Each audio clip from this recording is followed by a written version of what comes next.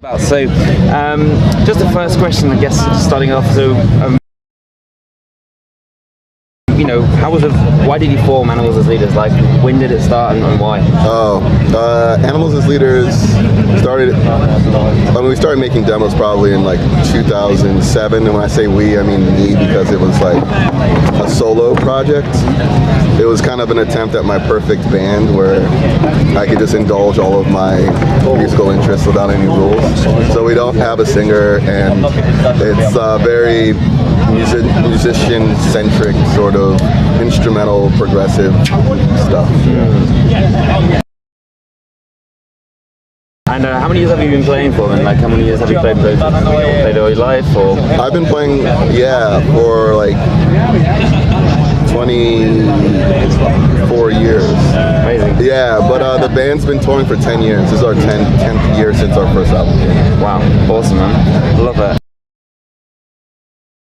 One of the key questions is anyone who's listening doesn't know, but obviously don't have a singer. So I think that's a really unique selling point and quite a different selling point. So why don't you have a singer, and how do you find not having a singer? How does that sort of translate in that every day? There's a lot of music without singing. Obviously, like most classical music, most jazz, most electronic music before EDM was a thing. So I ended up like really resonating with a lot of that music, and it gives you certain freedoms where if you don't have verses and choruses, you can arrange your songs in new ways. And sometimes singing is the reason some people don't like music. Oftentimes it's the reason they do like it.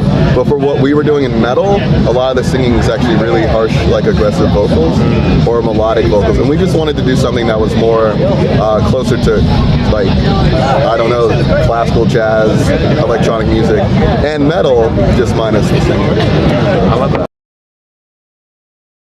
Have you ever tried or have you considered getting a singer involved? Was that ever a topic, or was it like, no, we're just never, it came up a lot at the beginning, and then it stopped. People were like, oh, this is what you're doing. Yeah. And now, let's just say it's not something we were completely ruling out as some sort of maybe collaboration or something. I think the band will always be an instrumental band, but we're kind of toying with the idea of maybe branching out and seeing what other types of expression. That's very cool. Where are you guys from initially, and how many tours and how many countries have you toured so far? Jesus. If you know that. There's three of us. Myself and Javier are from Washington, D.C. Matt, our drummer, is from Western Massachusetts. And I don't know how many tours we've done. A lot. Yeah, we've played a lot of gigs. I've played everywhere except for, like, Antarctica, Iceland. Is that going to come up some point? We'll see. That would be the ice caps remain. Yeah. Maybe we'll end up there. Amazing. Love that. That's very cool. Maybe just a question about your last album, obviously. So, obviously, when was it released? For anyone who doesn't know your last album, what was it about? What was the concept of the album? The last album's called The Madness of Many, and it was released in November of 2016, and it's one of our more adventurous albums. We kind of indulged ourselves a bit on certain musical ideals, and I think it's the beginning of a sort of solidification of our sound even further. So I look at it as a bit of a stepping stone to the next stuff, but we really found kind of this sync with each other on this album that I really like. Yeah. In terms of lyrics, and obviously you don't have lyrics, in terms of the inspiration of the songs when you write songs, like what are your inspirations for writing instrumental bits? Like, do you take certain artists you look up to, or is there a certain theme along all your albums, or your band theme? Is there anything that you kind of go along with, that guideline? Yeah, I mean, like you said, there's no lyrics, but I'm really into like science fiction and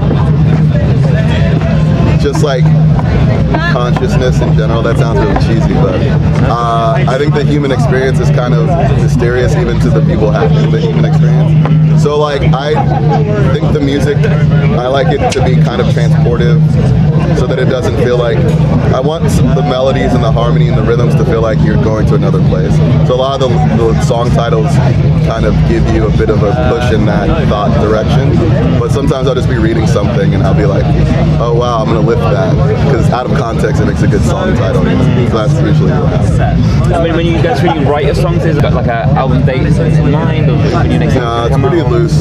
We're pretty like, our creative process is not very like rigid, and we're not really beholden to anyone. So we really like to, like I said, indulge ourselves musically. This is like our perfect band. So we don't really do schedules, except for when it's becoming like, okay, there's material now and you have to plan the whole campaign. Yeah. Then it starts to become more of a scheduled thing. But before that, we've taken a year off from doing it. That's amazing. That's very cool. So I guess in terms of the next album, it's not set yet when the next album's going to come out. We hope to begin writing it this fall, and we hope to have new music next year for sure. Cool.